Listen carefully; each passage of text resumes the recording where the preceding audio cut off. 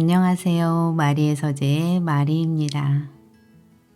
건강한 삶을 위해 건강도서 소개합니다. 오늘 소개드릴 내용은 몸은 얼굴부터 늙는다 두 번째 이야기입니다. 늙지 않으려면 당을 멀리하라. 만성염증과 노화의 원흉은 에이즈다. 가공식품에 많이 들어있는 에이즈는 염증을 일으키는 물질이다. 에이즈는 음식물에서 섭취하기도 하고 잘못된 생활습관 등에 의해 몸속에서 만들어지기도 한다. 또한 만성염증뿐만 아니라 노화와도 깊은 연관이 있는 물질이라는 사실이 밝혀졌다. 에이즈는 단백질과 당이 결합해서 단백질이 변질되는 현상인 당화의 결과로 생성된 물질로 강한 독성을 가지고 있어서 전신 건강과 노화에 심각한 영향을 미치는 물질이다. 에이즈는 당화한 세포의 기능을 저하시킬 뿐만 아니라 주변의 정상적인 세포도 공격하고 만다. 식욕을 자극하는 표면의 노르스름한 색, 이것이 당화다. 핫케이크의 재료는 계란과 우유 등의 단백질과 밀가루, 설탕류의 당이다. 프라이팬 위에서 단백질과 당이 만나서 당화한다. 이 당화 반응은 프랑스의 화학자 마이야르 박사에 의해 발견되었기 때문에 그 이름을 따서 마이야르 반응이라고도 하고 갈색의 물질이 생성되기 때문에 갈변 반응이라고도 한다. 에이즈는 몸 안에 있는 단백질이 혈액 속의 당과 결합함으로써 생겨나는데 에이즈가 몸 안에 쌓여가는 방식에는 두 가지 유형이 있다. 하나는 에이즈가 많이 들어있는 식품을 섭취함으로써 몸 안에 들어와 축적되는 경로이고 또 하나는 고혈당 상태나 염증이 지속됨으로써 몸 안에 단백질과 당이 결합해서 체내 에이즈가 생성되어 쌓이는 경우다. 에이즈를 몸 안에 쌓아두지 않기 위해서는 에이즈가 많이 함유된 식사를 계속하지 않는 것이 중요하다. 그렇다면 무엇을 어떻게 먹어야 할까? 노화와 직결된 조리법과 성분 표시에 주의하라. 그것은 조리법에 주의하는 것과 가공식품일 경우 식품의 성분 표시를 보는 습관을 들이는 것이다. 식품을 고온에서 가열한 것은 되도록 먹지 않는다. 시간이 없을 때 전자레인지를 이용해서 조리하는 사람이 많다. 전자레인지에는 식품이 갈색으로 변하지 않기 때문에 단백질과 당의 마이야르 반응이 일어나지 않는다고 생각하는 사람도 있겠지만 실제로는 삶는 것보다 에이즈의 양이 더 많이 늘어난다.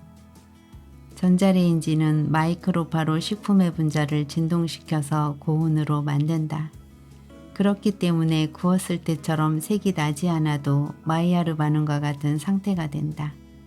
또한 차가워진 식품을 전자레인지로 다시 데우는 사람도 있는데 이미 조리한 튀김이나 크로켓 등을 다시 데우면 식품의 에이즈를 더 높인다는 사실을 기억하자. 햄버거나 감자튀김 같은 패스트푸드에도 에이즈가 많이 들어있다. 많은 고객에게 단시간에 상품을 제공하기 위해서 식재료를 고온에서 가열 처리하기 때문이다. 특히 고온으로 튀긴 식품은 각별한 주의가 필요하다. 햄버거 한 개에는 튀김 100g과 같은 양의 에이즈가 들어있다. 고온에서 만드는 감자튀김에는 삶은 감자에 든 에이즈의 약 90배가 들어있다. 과일을 많이 먹는 게 몸에 항상 좋은 건 아니다. 과일은 건강한 음식이다. 그러나 지나치게 많이 섭취하면 몸이 당화해서 노화를 촉진한다. 그 이유는 과일에 과당이라는 당이 많이 함유되어 있기 때문이다. 과당은 원칙적으로 간에서 에너지원으로 사용되기 때문에 혈액 레벨도 낮고 쌀이나 빵 등에 들어있는 포도당과는 달리 대사에 있어 인슐린의 영향을 받지 않는다. 그래서 먹어도 혈당치가 올라가지 않아 건강한 음식으로 오인되어 왔다. 그러나 과당을 과도하게 섭취하면 바로 중성지방으로 변환되어 지방간의 원인이 되며 비만을 초래하고 당뇨병에 걸릴 위험도 또한 높아진다. 심지어 과당은 체내 단백질과 결합해 AG를 생성하는 비율이 포도당의 10배다. 몸에 좋을 것 같다고 해서 과일을 과식해서는 안 된다. 성분 표시에서 액상과당을 확인하라. 청량음료나 탄산음료, 과자, 통조림, 가공식품 등의 단맛을 내기 위해 액상과당을 사용한다. 액상과당은 탄수화물에 들어있는 포도당보다 단맛이 3배나 높고 더 빠른 속도로 단백질과 결합한다. 액상과당이 많이 들어있는 청량음료를 물처럼 마시는 것은 몸 안에 에이지를 쌓아두는 행위와 같다. 또한 액상과당은 캔주스나 캔커피에도 사용된다. 과즙 농도가 적은 주스도 농도를 맞추기에 액상과당을 활용한다. 스포츠 음료 안에도 액상과당은 들어간다. 수분 보충에 좋다고 매일 마시면 에이지 투성이가 되고 말 것이다. 탄수화물을 중복해서 먹는 것은 피한다. 액상과당을 사용한 청량음료뿐만 아니라 혈당치를 급 상승시키는 식품은 몸을 당화시키기 쉽다. 특히 당질이 많은 쌀이나 빵, 면을 대량으로 섭취하는 식사는 가능한 피해야 한다. 예를 들면 점심으로 라면과 볶음밥, 덮밥과 우동, 우동과 김밥 등을 같이 먹지 않는가. 또한 감자나 당근 등 당질이 많은 재료로 만든 카레라이스도 탄수화물을 중복해서 먹는 격이다. 탄수화물을 중복해서 먹으면 급격하게 혈당치가 올라가 혈당 스파이크 현상이 발생해서 혈관이 손상된다. 결국은 염증이 생기고 동맥경화의 원인이 되고 만다. 먹음직스럽게 그을린 음식에 주의해야 한다. 앞에서 말한 마이야르 반응을 떠올려 보기 바란다. 에이지는 단백질과 당이 가열하면 생긴다. 핫케이크의 노르스름한 부분처럼 튀김, 돈가스, 크로켓 등의 노르스름한 튀김과 구운 생선, 스테이크 등의 그을린 부분에도 에이지가 많이 포함되어 있다.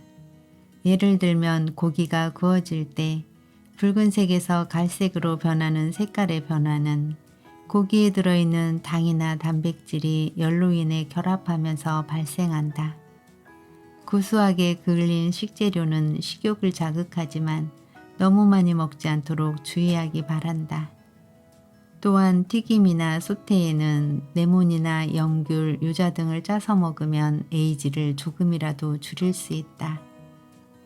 혈당화 물질이 든 식품을 섭취한다. 혈관 안쪽에 있는 내피세포는 혈당치가 높아지면 활성산소를 대량으로 만든다. 이것이 염증을 일으키는 원인이 된다. 그래서 항산화 물질이 있는 식품을 섭취하는 것이 중요하다. 또한 몸 안에 들어오는 에이지나 체내에서 생성되는 에이지를 막음과 동시에 에이지의 흡수와 생성을 억제하는 물질을 적극적으로 섭취하는 것도 효과적이다. 대표적인 2가지 물질을 소개한다. 첫째는 알파 리포산이다. 시금치나 토마토, 당근, 브로콜리 등의 녹황색 채소에 많이 들어있는 물질이다.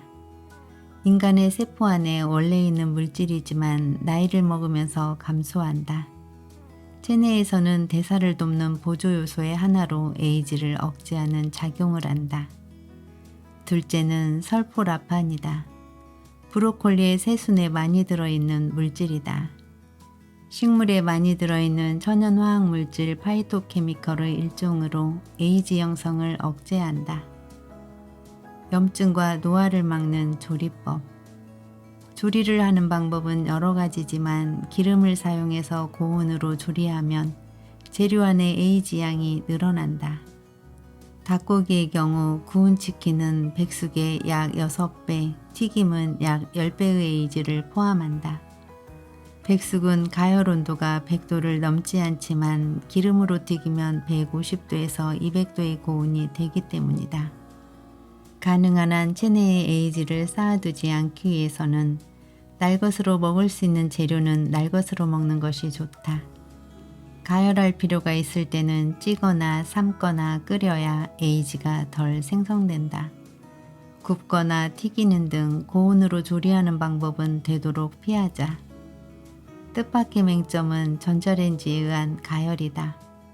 타거나 누르스로만 색은 나지 않지만 전자레인지는 가열 시간이 길수록 고온이 되고 에이지의 양은 한층 더 증가한다.